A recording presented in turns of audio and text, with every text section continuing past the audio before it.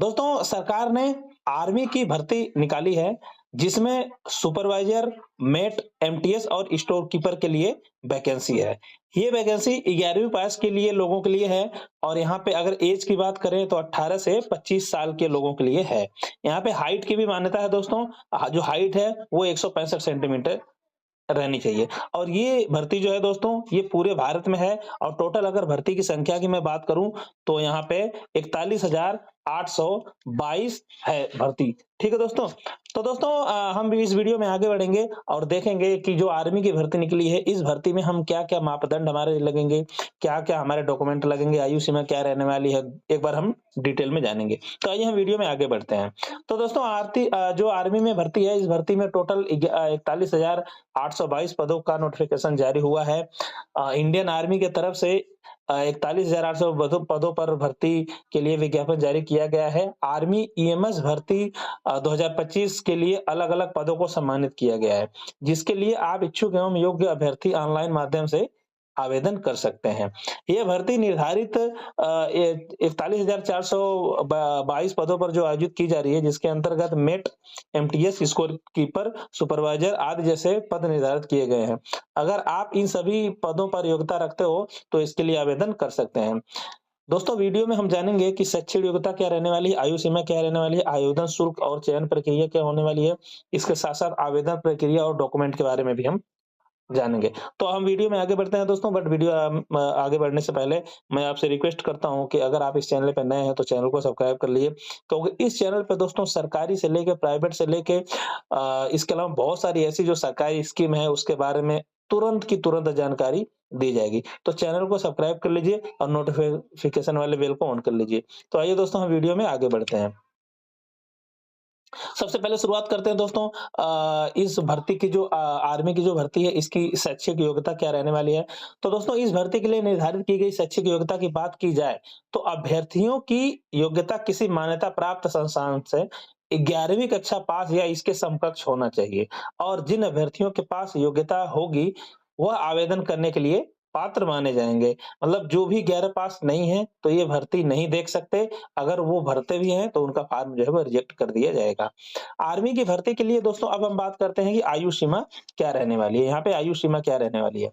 तो इस भर्ती के अंतर्गत निर्धारित पदों के लिए आवेदन करने के लिए अभ्यर्थियों की न्यूनतम आयु जो है वो 18 साल रखी गई है, जबकि अभ्यर्थियों की अधिकतम आयु 25 तक होनी चाहिए और जिसकी आयु 18 से 25 के बीच है वही आवेदन कर सकते हैं। इसके अलावा कोई भी अभ्यर्थी अगर आवेदन करता है तो उसका फॉर्म स्वीकार नहीं किया जाएगा। इसके अलावा दोस्तों जो जितने भी अभ्यर्थी हैं सरकार के नियम के अनुसार भी छूट प्रदान की जाएगी। जैसे जातिगत के आधार पे भी और साथ में अगर कोई सरकारी कर्मचारी है उसके लिए कुछ वेरिएशन दिए जाएँगे। वीडियो में हम आगे बढ़ते हैं दोस्तों और अब हम जानेंगे कि इस आर्मी की भर्ती के लिए आवेदन शुल्क क क्या-क्या लगने वाले हैं। तो दोस्तों भारतीय सेना की इस भर्ती के आवेदन करने के लिए अगर जनरल कैटेगरी के अभ्यर्थियों की बात की जाए तो वहाँ पे ₹100 का शुल्क निर्धारित किया गया है। ठीक है? इसके अलावा ये जो भर्ती है वो ऑनलाइन माध्यम से भुगतान करना होगा, जिसके अलावा किसी भी श्रेणी के लिए आवेदन शुल्क निर्धारित नहीं किया गया है। उन सभी विद्यार्थियों को निःशुल्क रूप से आवेदन पूरा करना होगा। तो जो दोस्तों जनरल कैटेगरी के एम्प्लॉयी हैं, जनरल कैटेगरी के जो अभ्यर्थी हैं, सिर्फ़ उन्हीं को ₹100 का शुल्क लिया गया है। इसके अलावा किसी भी कैटेगरी के लोगों के लिए कोई भी शुल्क नहीं लिया जाएगा। आर्मी की भर्ती के लिए अब हम बात करेंगे दोस्तों चयन प्रक्रिया क्या रहने वाली है। चयन प्रक्रिया क्या रहने वाली है? तो इंडियन आर्मी भर्ती के अंतर्गत शामिल होने वाले अभ्यर्थियों का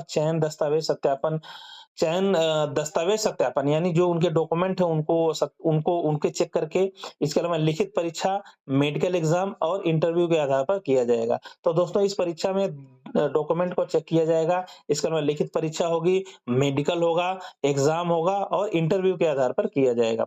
जो अभ्यर्थी सभी परीक्षाओं में सफलता प्राप्त कर लेंगे, उन सभी अभ्यर्थियों को अंतिम रूप से चयनित करने की नियुक्ति प्रदान की जाएगी। इसके अलावा दोस्तों इस आर्मी की भर्ती के लिए हम आवेदन कैसे करेंगे? आइए हम जान लेते हैं। तो दोस्तों आवेदन आवेदन प्रक्रिया ध्यान से पढ़िएगा, बहुत ही इम्पोर्टेंट है आवेदन प्रक्रिया क्योंकि आवेदन प्रक्रिया अगर सही नहीं हुई तो आपका फॉर्म वहाँ तक पहुँचेगा नहीं। तो दोस्तों अगर हम बात करें आवेदन प्रक्रिया की, तो आवेदन के लिए सबसे पहले आप मिलिट्री इंजीनियरिंग सर्विस की आधिकारिक वेबसाइट पर जाएँ। ध्यान रखना दोस्तों, मिलिट्री इंजीनियरिंग ये दिख रहा है मिलिट्री इंजीनियरिंग सर्विस की आधिकारिक वेबसाइट पर जाएँ। इसके बाद होम पेज पर आवेदन करने का लिंक मिलेगा, उस पर क्लिक करें। ठीक है? अब आपको रजिस्टर नाउ का ऑप्शन मिल मिल जाएगा जिस पर आप क्लिक कर दें, ठीक है? उसके बाद में आपको रजिस्ट्रेशन की प्रक्रिया को पूरा कर लेना है, जिससे आईडी एवं पासवर्ड मिल जाएगा। अब आपको पोर्टल में आईडी एवं पासवर्ड की सहायता से लॉगिन करना है।